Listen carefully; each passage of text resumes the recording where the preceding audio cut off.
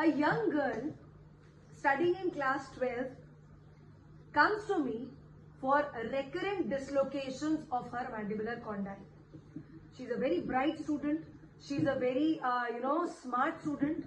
But the stress of her board exams is so much that the dislocation episodes have increased manifold in the last few days. She wants me to do something about it. So as a maxillofacial surgeon, I decide that I will do a dextrose prolotherapy for that patient. For this procedure, I am supposed to block one nerve that supplies my temporomandibular joint.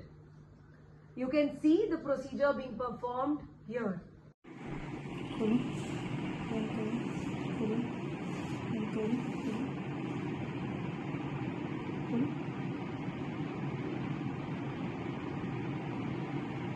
उधर से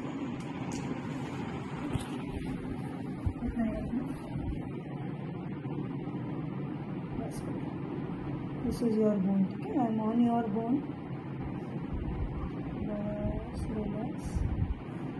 बिल्कुल relax.